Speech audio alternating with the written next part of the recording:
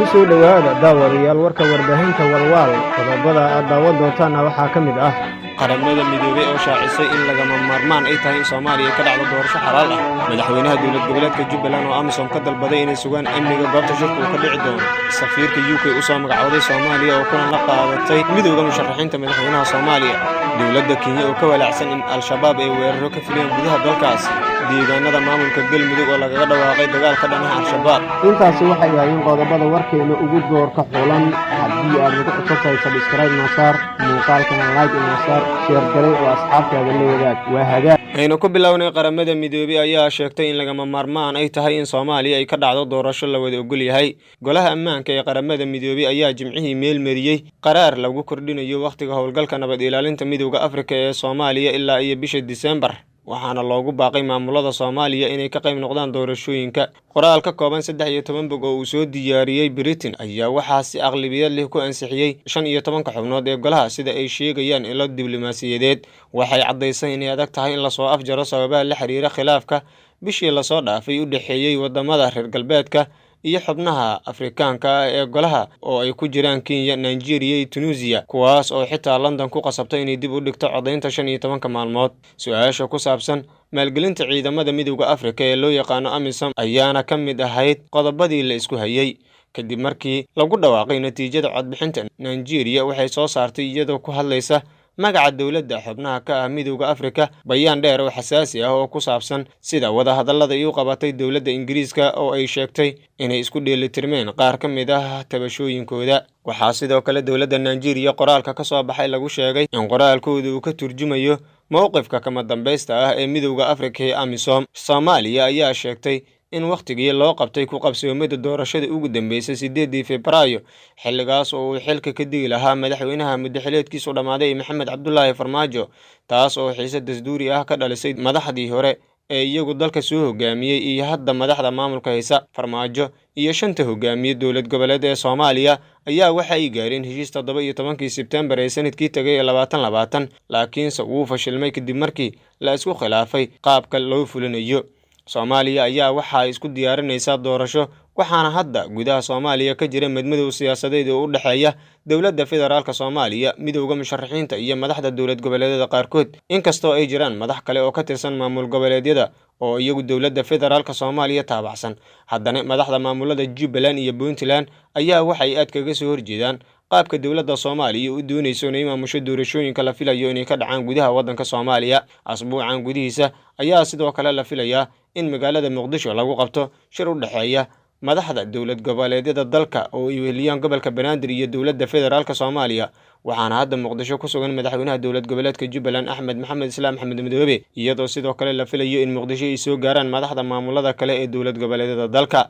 Saciid Cabdullaahi Deni ayaa xogo xorodhaca waxay sheegayaan in asbuucan gudihiisa uu imaan doono magaalada caasimadda ee Muqdisho halka madaxda kale ee Galmudug iyo Koonfur Galbeed iyagu wali ku sugan yihiin gudaha dalka Turkiga iyagoo sidoo kale la filayo in Muqdisho ay soo gaaraan si ay kaga qayb noqdaan shirka u dhaxeeya dawladda federaalka Soomaaliya iyo kuwa dawlad goboleedyada dalka madaxweynaha dawlad goboleedka Hirshabelle Cali Guudlaawe Xuseen ayaa horay ugu sugnaa gudaha magaalada caasimadda ee Muqdisho waxaana madaxweynuhu oo maalmihii la soo dhaafay ka qayb ahaa xalka gaarista muranka hareeyay doorashooyinka Soomaaliya kaas oo u dhaxeeya dawladda Soomaaliya iyo midowga musharaxiinta madaxweynaha ra'iisul wasaare Maxamed Xuseen Rooble oo kulamo isdaba joog ah la qaatay midowga musharaxiinta bishan ay ku guda jirno ee Maarso ayaa waxa wada hadaladiisa ka qayb ahaa madaxweynaha dawlad goboleedka Hirshabelle Cali Guudlaawe Xuseen oo maalmihii la soo dhaafay ku sugnaa gudaha magaalada caasimadda ee Muqdisho Cali Guudlaawe ayaana dhowr jeer waxa uu ka qayb qaatay wada hadallada lagu doonayo in lagu dhameeyo muranka ka taagan doorashooyinka Soomaaliya madaxweynaha dawlad goboleedka Jubbaland Axmed Maxamed Islaam Axmed Madoobe ayaa midowga Afrika ka dalbaday inay sugaan goobta la filayo inuu ka dhaco shirka la filayo inuu ka qabsoomo Muqdisho Axmed Maxamed Islaam Axmed Madoobe oo ku sugan gudaha magaalada caasimadda ee Muqdisho ayaa waxa uu kulan la qaatay wakiilka midowga Afrika ee AMISOM u qaabilsan Soomaaliya ee Francisco Madera Axmed Madoobe kulanka uu la qaatay Francisco Madera ayaa waxa laga hadlay xaaladda guud ee Soomaaliya waxaana madaxweynuhu uu AMISOM ka dalbaday in ciidamadooda ay sugaan teendhada Afisyooni oo ah goobta la filayo inuu ka dhaco shirka looga arrinsanayo doorashooyinka. Madaxweynaha dowlad goboleedka Jubbaland ayaana horey waxaa walaac kaga muujiyay amniga magaalada caasimadda ee Muqdisho iyo isku halaynta ciidamada dowladda kuwaas oo muddooyinkii dambe ku kacay falal ka dhan ah xorriyatul qowlka iyaga oo amar ka qaadanaya madaxweynaha waqtigiisu dhammaaday ee Maxamed Cabdullaahi Farmaajo. Shirka looga arrinsanayo doorashooyinka ayaa la filayaa inuu ka dhaco teendhada Afisyooni oo ah meeshii 4 sano ka hor lagu doortay madaxweyne Farmaajo kadib markii madaxda maamulada Puntland iyo Jubbaland ay iyagu ku gacan saareen in shirku uu ka dhaco Villa Soomaaliya oo ay u arkeen goob aan amni ahaan la isku haleyn karin. Madaxweynaha dowlad goboleedka Jubbaland ayaana hadda magaalada Muqdisho waxa uu ka degan yahay garoonka Aadan Cadde gaar ahaan xerada Xalane oo ah goob ay maamulaan ciidamada midowga Afrika ee AMISOM isla markaana amnigooda ay halkaasi ku sugaan. Madaxweynaha dowlad goboleedka Jubbaland ayaana Muqdisho waxa uu joogaa ka qayb noqoshada shirka la filayo inuu ka furmo magaalada caasimadda ee Muqdisho gaar ahaan xarunta Afisyooni oo ah goob horey loogu doortay madaxweynaha muddaxileedkiisu dhammaaday ee Maxamed Cabdullaahi Farmaajo. safiirka dowladda UK u soo magacaawday Soomaaliya ayaa waxay kulan la qaadatay midowga musharaxiinta madaxweynaha Soomaaliya. Safiirka cusub ee dowladda UK u qaabilsan Soomaaliya Katie Foster ayaa kulan la qaadatay xubno ka mid ah midowga musharaxiinta madaxweynaha Soomaaliya waxayna ka wada hadleen arrimaha doorashooyinka iyo sidoo kale sidii loo xalin lahaa khilaafka ka taagan doorashooyinka Soomaaliya. safiirka cusub ee dowladda UK u fadhiya Soomaaliya Katie Foster ayaa sheegtay in kulan wax ku ool ah ee la qaadatay midowga musharaxiinta madaxweynaha Soomaaliya ayna ku faraxsan tahay in labada dhinac ay ismaqlaan. Safiirka ayaa waxa ay sheegtay in dowladda UK ay maqlayso dhammaan aragtiyada midowga musharaxiinta si loo helo doorasho loo dhan yahay oo ay ka qayb galaan dhammaan saamiilayda siyaasadeed ee dalka.